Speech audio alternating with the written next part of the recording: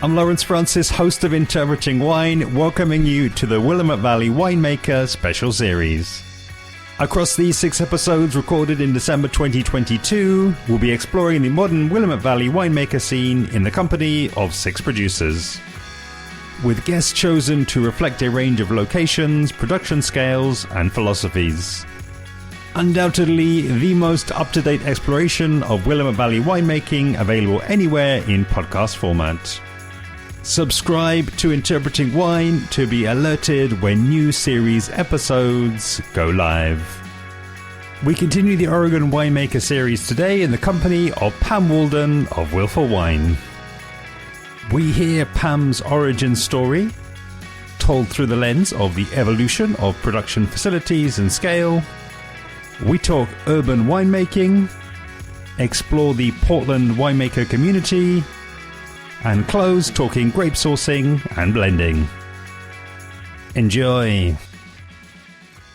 2000 was the first year we made wine. We got 1 fermenter's worth of grapes from Phelps Creek Vineyard in Hood River, and made 97 cases at Medici Winery in Newburgh. My then husband, Aaron Hess, was the winemaker. He was the one who was passionate about making wine, and I just thought it'd be nice to live in the country. And we grew the business bit by bit, got up to about 8,000 cases in 2006. We had 17 acres in the Dundee Hills that we bought in 1999, and finally got the money together to be able to plant the first 7 acres in 2008. And then we split up in 2009. And I ended up with sole ownership of the business in 2011, and then that was the year that I took over the winemaking. I'd always helped out with harvest every year, but I'd never been in charge of the winemaking. And 2011 was the first year that we got grapes from those 7 acres. And I'd been working my ass off in the vineyard. We had a vineyard management company, but I also did a lot of the work myself. And I felt super connected to the vineyard. I just couldn't bear the idea of giving the grapes to somebody else. So I figured about how hard can it be? And so we got 7 tons. It was about a ton per acre that year, being the first. It was, 4th leaf, first crop.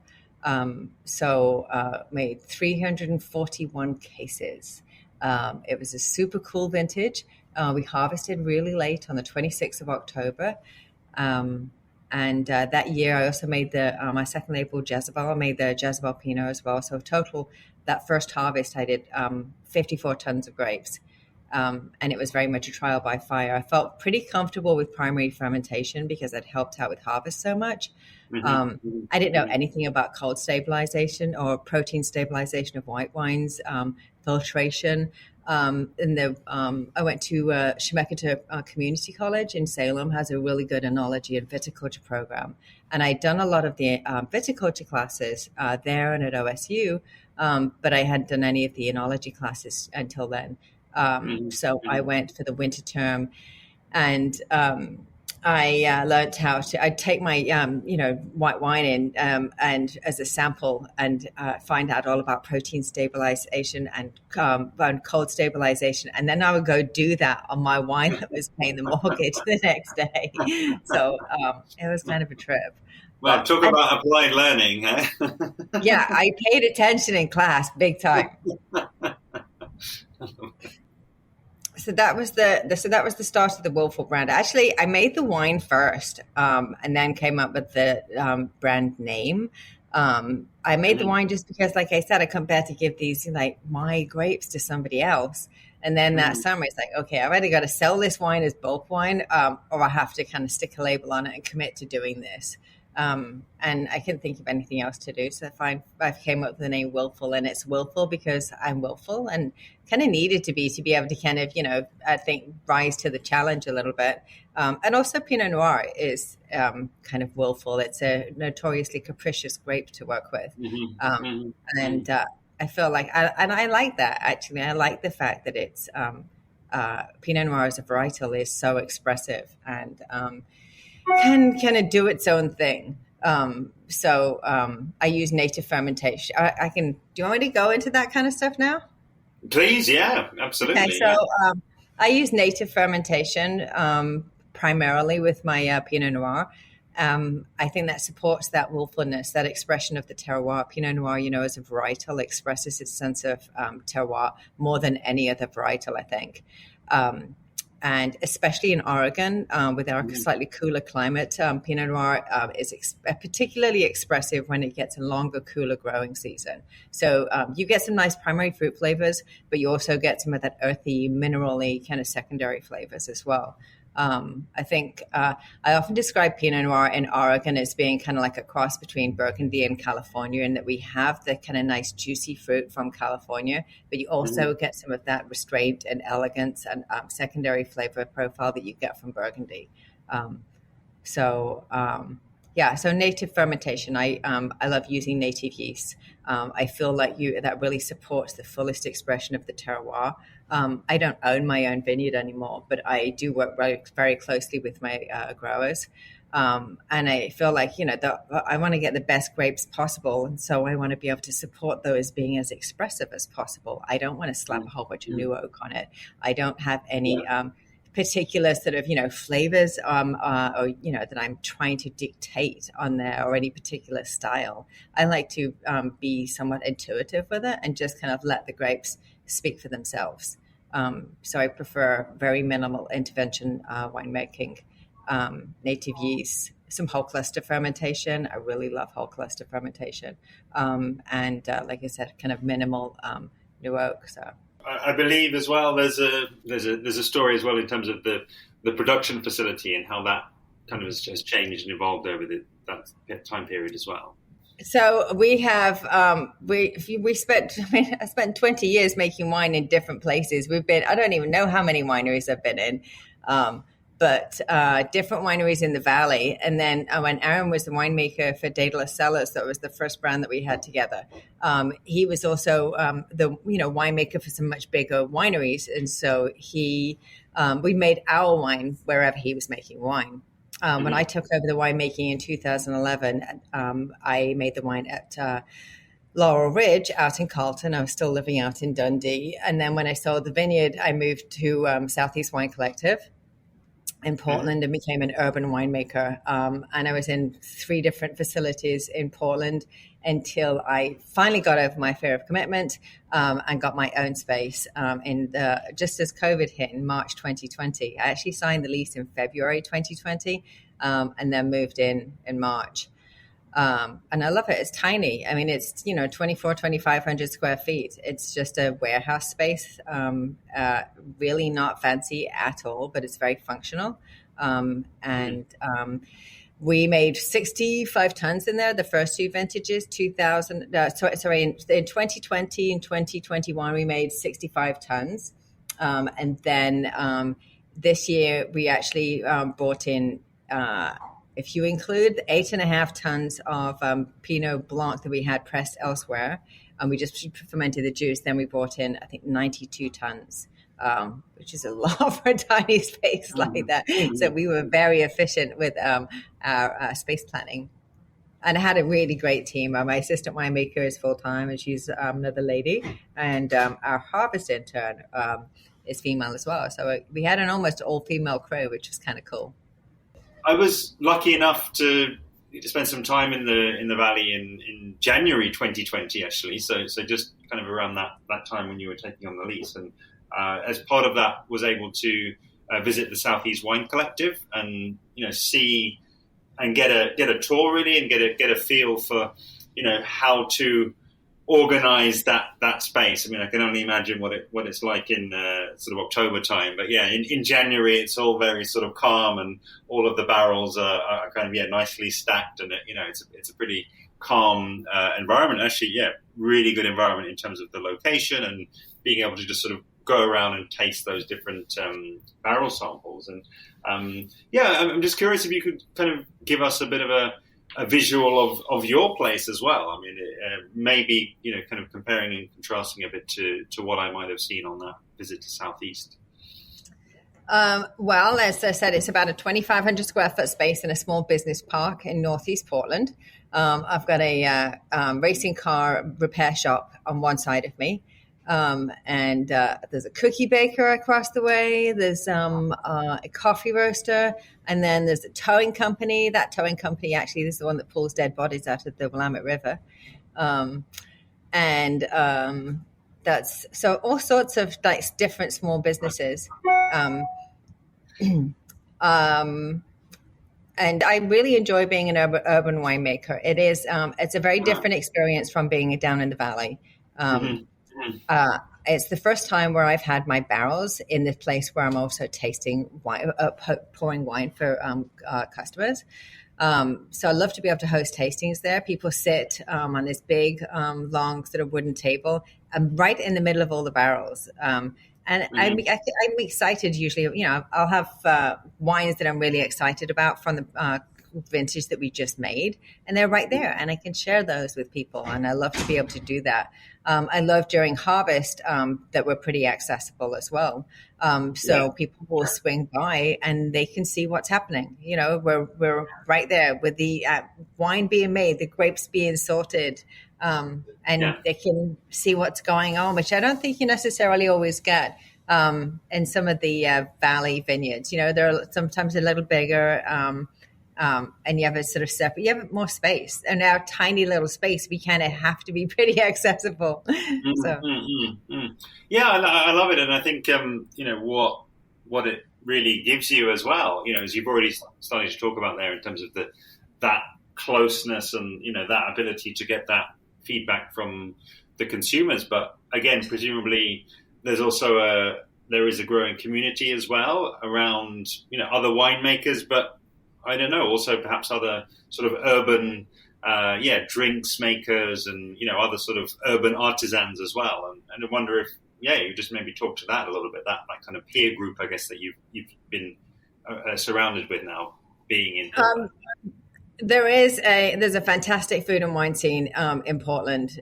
We have such wonderful resources. We have the Willamette Valley is a great place to grow produce. So we have some amazing produce. We have the ocean right there, some fantastic seafood, oysters. There's an abundance of amazing food products to be able to work with. And same way, with the wineries. The wineries are right here, super accessible. So you're in Portland and just within a 30-mile radius, there's everything you could want in terms of like amazing food and wine. One of the things I enjoy about the urban winemakers, I think as well, is that I feel like people are a little bit more innovative. We have, we're all for the most part sourcing grapes, and so we will source not just from the Willamette Valley, but we'll source from the Columbia Valley, the Walla Walla, the Columbia Gorge. So we work with a huge wide range of different varietals, and also experiment with some different ways of expressing those. So there's different techniques in terms of doing a little bit more skin contact on white wines, and carbonic maceration with some of the red wines. A little bit more, just trying some new things, which I think is very much a feature of the urban wineries here in Portland. Yeah, amazing. And does it kind of facilitate that, going and tasting other people's wines and, those sort of conversations over the barrel, which, I guess is also a huge benefit of community. I think the whole aspect of community is widespread throughout the Oregon wine industry, and not just in Portland. Portland for sure. Portland, I'm part of the Portland Urban Wineries Association. I think there are now 15 wineries. We are doing a collective pop-up shop for the holidays, and do tastings throughout the year where we all kind of get together. It's a wonderful chance to be able to taste everybody's wines, and just kind of, connect and see how things are going as a urban winery, which is a little different, like I said, from being out in the valley. But just Oregon in general, I think, has this wonderful sense of community. I've had... in 22 years, there's definitely been kind of some challenges personally and with the business. And I've always had a lot of support within the industry, which is, I think it's kind of unique. From what I understand, it's fairly unique for Oregon. Not all states offer quite the same sense of community and support for each other that they do in Oregon. Amazing, yeah, and it sounds as though we were talking just before we came on air that there are now at least 4 urban wineries that I know of in London, kind of differing size. So it sounds as though we've got a bit of catching up to do with the number of urban wineries that there are in Portland. But I think it seems to work really well. Again, a lot of the wineries that I've been to there, they do use that space. They do. One I know that just had a bar that was just there, and had those barrels as the backdrop, and that was just the normal thing that you saw all year round. And that always kind of spoke to me, because otherwise it's just a storage space, and a lot of wineries, the barrels just sort of sit there and that's it. People will go out and see them and taste them, and that's it. But actually bringing it into an urban environment, it actually then becomes something totally unique, something different for people to be around. And I'm sure it kind of prompts a lot of questions and a lot of conversations about wine, and kind of stokes people's curiosity about that, which I absolutely love. I think it's a possibility. Being in the city, it gives consumers the chance to be just a little bit more connected to the actual craft making side of wine. Mm-hmm. So I love to have people visit, and I will take a thief and I'll pour them barrel samples of the last vintage, and I'll pour them maybe the same clone from different vineyards, or I'll pour them the same vineyard but a couple of different clones. And we have a tasting thing that we do. We call it the Winemaker experience, where we'll pull out samples of 6 different barrels and explain how you'll get to taste the difference between whole cluster and destamped, and what that does to the fermentation and to the finished wine. You get to taste what would the same clone taste like from 2 different vineyards, or there's 2 different clones from the same vineyard, and really kind of start to explore that. And you don't necessarily get that kind of opportunities in some of the other bigger wineries, for sure.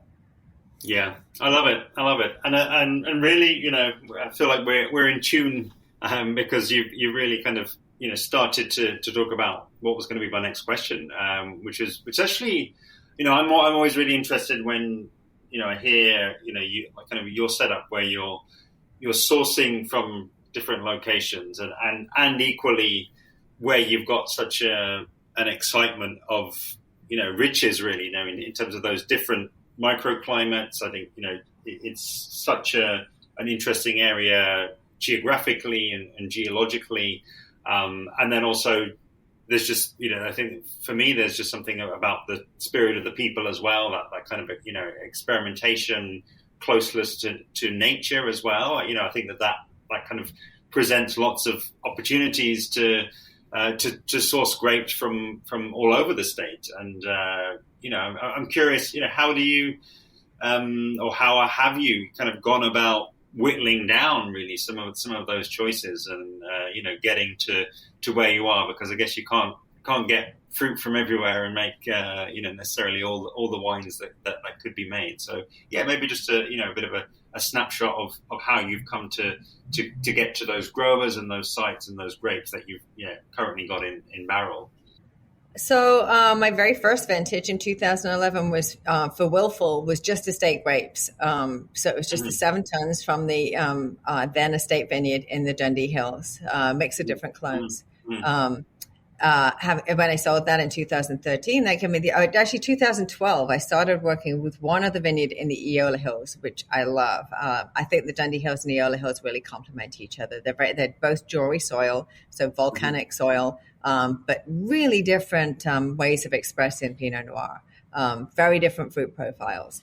So I love to work with the Eola Hills. And then 2013, I sold the vineyard, so that while it's I enjoy being able to really get to know a site, it's really exciting as a winemaker to be able to work with different AVAs, different terroirs, different elevations, different slope aspects.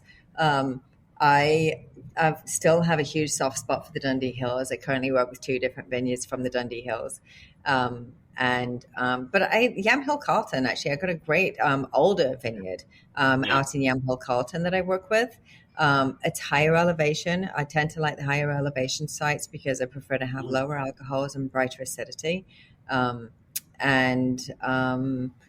What else? So this year, 2022, I worked with the Phelps Creek fruit for the first time since we worked with it for the last time was 2002, but our very, very first grapes ever were in 2000 from Phelps Creek Vineyard. We haven't worked with those grapes until since 2002, and I got some Pommard Clone Pinot Noir from an east-facing slope in the Phelps Creek Vineyard out in Hood River. So that was kind of cool to kind of go back to that, work with the same fruit that we worked with 20 years ago. This year I got Pommard Clone Pinot Noir from an east-facing site from 3 different vineyards in 3 different AVAs: Dundee Hills, Yola Hills, and Hood River. So it's really interesting to see how this one specific clone of Pinot Noir, same aspect, expresses itself in these different sort of microclimates.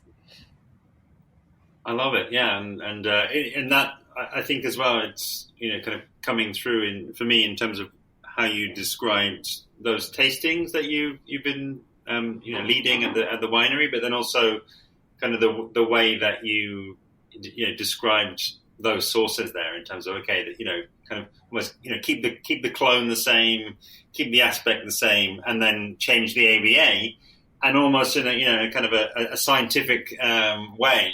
You're keeping 2 out of 3 variables the same, or at least just changing one variable and bringing that forward. And I'm curious, does that show up actually in the brand then? In terms of being able to put forward and show and see in the final bottle, in terms of this is a kind of, if you like, a different exploration of I guess the range of Pinots that can be produced in the region. I focus mostly on blends rather than on single vineyard wines, mostly because I don't own the vineyards. So despite sort of fermenting everything separately and with native yeast to kind of like be, totally purist with the terroir, I then go blend it. But I'm starting to do a little bit of single vineyard bottlings. For sure, I think this whole experiment with the east-facing Pommard, I think I'm going to bottle at least a barrel of each of those separate, because I think that'd be super cool, kind of like 3-bottle set for somebody to just explore that. Yeah, but equally, having those plots vinified separately, it still then does, leave that conversation open, even in a blended wine, to pick out those different components and how they're kind of coming together in the bottle. And then I also work with other varietals, since I am an urban winemaker and I can kind of source from different regions. I get Cabernet Sauvignon, Cabernet Franc, and Merlot from Walla Walla. I get Tempranillo from the Umpqua Valley. And those wouldn't really grow to the same way if I still had the Dundee Hills vineyard. I don't think I'd be planting Cabernet Sauvignon there, at least not for 10 years. Amazing, yeah. And, I think, where I'd kind of, encourage you to take the conversation now is really, I think, out into the market, because, as you say, you're sat there in Portland at the Urban Winery pop-up. And so, everything that you've said, and I think everything that I, saw on my visit there, is all around that closeness, is all around that sharing and collaboration. But yeah, how are these wines kind of showing up outside of the region? Are you currently exporting? And of course, I think, we'll lead the conversation towards, your plans for the UK as well. I sell wine in, I think, about a dozen states in the US. The UK will be my first place that I'll be exporting outside of America. But I'm from England. I'm from Leicester. And I moved here, 25 years ago or something. 25 years now. And I'm back all the time. So I'm back at least once a year, if not more. So if I was going to export at all, I mean, I just grew production. So I'm finally at a position where, okay, it makes sense to sell some out of state. Then obviously the UK is my first choice because I'm there visiting my family anyway. I'm kind of curious, and I think it will hopefully help you, and I think it help some of the kind of winemaker listeners that I have as well. I'm curious. As you say, everything kind of feels right and looks right in terms of the progress of the business. What do your plans actually kind of look like on the ground in terms of actually making those contacts and getting that representation hopefully sometime next year? Talking about how supportive people are in Oregon, right? So the two other Oregon winemakers put me in touch with their importers in the UK, because that's how people are here. Super nice. And the Oregon Wine Board has a good export outreach program as well. And so they're really supportive. So getting some help with them, just trying to connect with the right importer, really. So that's my next step. I have to go visit my mom sometime in 2023. So I shall be meeting with people how to kind of make hope to find the right partnership to work with in the UK, and then back again to visit some accounts, I hope. Thank you so much for your time, Pam. It's been so interesting. You haven't lost the accent, which is great. Depending on who you talk to, if you ask my sisters, I sound completely American. I'm sure that the people who are listening and are really kind of connected with your story, they're gonna want to learn more. They're gonna want to look you up online and look you up on social media. So I just ask you to share that, please, with the listeners so they can track you down.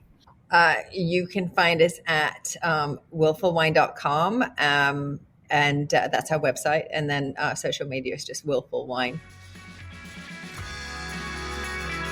A huge thanks to today's guest, Pam Walden of Willful Wine. Please do help to amplify this episode and the Oregon Winemaker series by sharing the direct link, which is interpretingwine.com/531. You can also find links to all 6 episodes from the series in the description below. And of course, I'd love to have you following along with me on social media, where I'm at Interpreting Wine on Instagram and Facebook, and at Wine Podcast on Twitter. Next time on Interpreting Wine's Oregon Winemaker series in episode 532, I'll be speaking with Adam Campbell of Elk Cove. Make sure that you're subscribed to be alerted when that episode goes live. See you then.